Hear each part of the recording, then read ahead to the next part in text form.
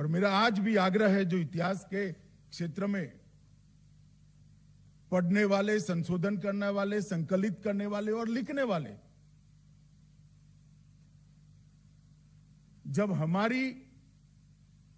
हमारा प्रयास किसी से बड़ा होता है, अपने आप झूठ का प्रयास छोटा हो जाता है। हमने हमारा प्रयास बड़ा करने में ज्यादा ध्यान देना चाहिए। झूठ की टीका करने से भी, झूठ पर टिप्पणियां करने से भी झूठ प्रचारित होता है। हमें कोई नहीं रोकता है हमारा इतिहास लिखने से। अब हम स्वाधीन हैं,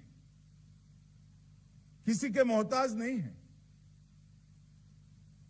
हम हमारा इतिहास खुद लिख सकते हैं। और डॉक्टर साहब, आज आपने भी इतिहास ही लिखने का काम किया है और गौरवपूर्ण इतिहास लिखने का काम किया है।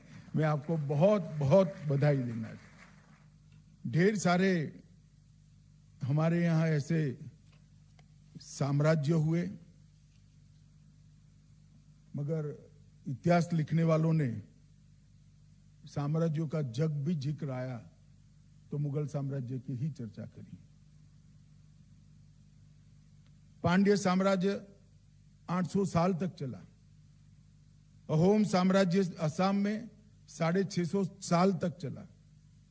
बख्तियार खिलजी से लेकर औरंगजेब तक सभी को उन्होंने पराजित किया, असम को स्वतंत्र रखा। पल्लव साम्राज्य 600 साल चला। चालुक्य साम्राज्य 600 साल चला। मौर्यों ने 550 साल तक समग्र राष्ट्र पर अफगानिस्तान से लेकर लंका तक राज्य किया। सातवाहन ने भी 500 साल तक शासन किया। गुप्तों ने 400 साल तक शासन किया और समुद्रगुप्त ने पहली बार भारत की कल्पना को चरितार्थ करने का साहस भी दिखाया और सफलता भी प्राप्त की। मगर इस सब पर संदर्भ ग्रंथ नहीं लिखे गए। हमने टीका टिप्पणी छोड़कर हमारे गौरवशाली इतिहास को जनता के सामने रखना चाहिए। इस पर संदर्भ ग्रंथों की रचना करनी चाहिए। धीरे धीरे धीरे कर जो इतिहास हम मानते हैं गलत है, वो अपने आप निकल जाएगा, सत्य फिर से उजागर हो जाएगा। और इस दिशा में बहुत सारे लोगों ने काम करने की जरूरत। भारत सरकार भी इसमें इनिशिएटिव ले रही है। परंतु मैं फिर से कहना चाहता हूं, इतिहास सरकारें जब लिखती है तब कई प्रकार की दिक्कत आती है।